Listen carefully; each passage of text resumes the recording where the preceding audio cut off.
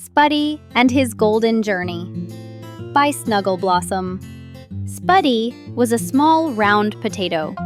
He lived in the soft, dark earth of a big garden. The soil was cool and quiet. It was his cozy home. Spuddy liked his home very much. Other potatoes rested nearby. They were all very still and silent. Every morning, something wonderful happened. Golden stripes of light would touch the garden floor. They were warm and happy. Spuddy loved these sunbeams. He would feel their gentle warmth on his brown skin. It made him feel cheerful. "Where do you come from?" Spuddy would whisper to the warm light. The sunbeam never answered. It just shimmered on a green leaf or a tiny pebble. It made everything look bright and beautiful. Spuddy was a very curious potato. He thought about the sunbeams all day. He wanted to know their secret.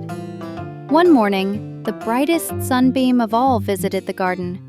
It was a long, golden path on the dirt.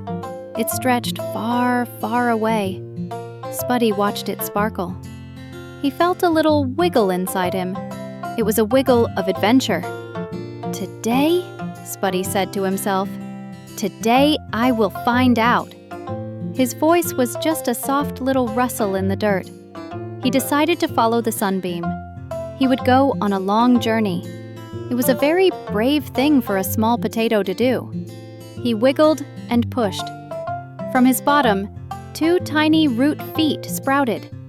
They were small and sturdy, ready for an adventure. First, he had to leave his cozy spot. He pushed himself up on his new feet. The dark earth was soft, but he had never left it before. He took a little step to the left. He took a little step to the right. Pop! He was out of his little hollow. He was standing in the full morning light. It was so warm and bright. "Oh," he whispered, "this is a big world." The golden sunbeam lay right in front of him. It was like a shining road made just for him. Spuddy took a deep breath. He began to walk. He shuffled and he trundled, following the light. The journey had started. Soon he came to a very big root. It was as big as a log to a little potato. The root was dark and bumpy. It blocked his path. The sunbeam danced right over the top of it, but Spuddy could not dance over it. He had to go over it. "How will I get past you?" he asked the big root. The root did not say anything. A little green beetle walked along the root. It did not see Spuddy. It just kept walking. Spuddy knew he had to be brave. He put one little root foot on the bottom of the root. It was rough and woody. He pushed and he shuffled. He tried to climb up the side. He slipped back down. Thump. He tried again. He wiggled and he shuffled. He pushed with all his potato might. Slowly, slowly, his little feet found good places to hold. He started to climb. He was halfway up. He could see more of the garden from here. He saw a red ladybug on a leaf.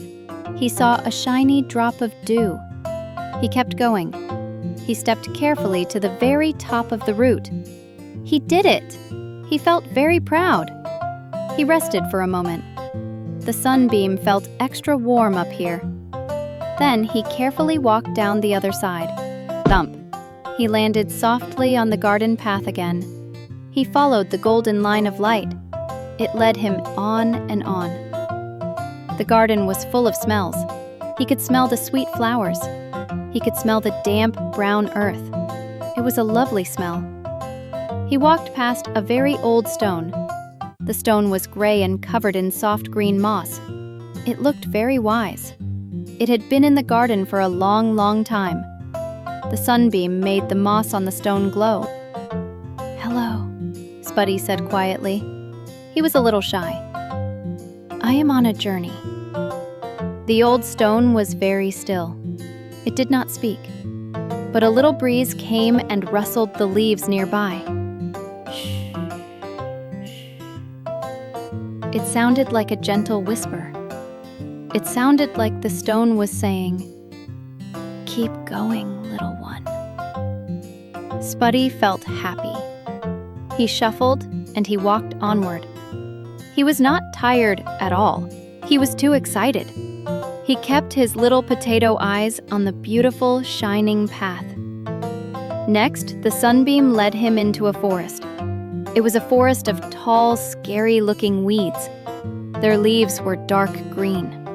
They made long, dancing shadows on the ground. It was much cooler here. Spuddy felt a little shiver. "It is a bit dark in here," he said to a shadow. The shadow just danced and wiggled. It did not seem so scary when he looked closely. Spuddy remembered he was being brave. He walked forward, right into the weedy forest. The big leaves brushed against his skin. Swish, swish. It tickled a little. He had to step carefully around thick stems. It was hard work, but the golden sunbeam was still there. It dappled through the leaves. It showed him little bright spots to follow. He pushed past the last big weed with his round body. He was back in the open sunlight again. The warmth felt so good after the cool shadows. He had made it through the scary forest. Spuddy walked on. He was getting far from his cozy home now. He walked up to a puddle of water. It was left over from the morning rain. To Spuddy, it looked like a great big lake. He could see the blue sky in the water. He saw a little white cloud floating there. The sunbeam went right across the shiny water. Spuddy could not walk across water, so he walked all the way around the edge. He was careful not to get his little root feet wet. He was a little tired now. His journey was very long. He stopped for a little rest. He sat very still on the warm dirt. He watched the sunbeam. It seemed to be getting brighter and wider. It was so close. He could feel its warmth all over. "I am almost there," he whispered to the wind. "I can feel it." He started walking again. His little feet hurried with excitement. The ground became very soft. It was covered with little yellow petals. They were like a soft golden carpet. The air smelled so sweet, like honey and sunshine. He followed the petals. He followed the sunbeam, and then he saw it. He had to stop. He looked up and up and up. The sunbeam was not coming from the sky. It was coming from something in the garden. It was a flower, but it was not just any flower. It was the biggest, tallest, most wonderful flower he had ever seen. It had a huge, happy face. The face was a warm, fuzzy brown. All around the face were bright yellow petals. The petals looked like sunbeams themselves.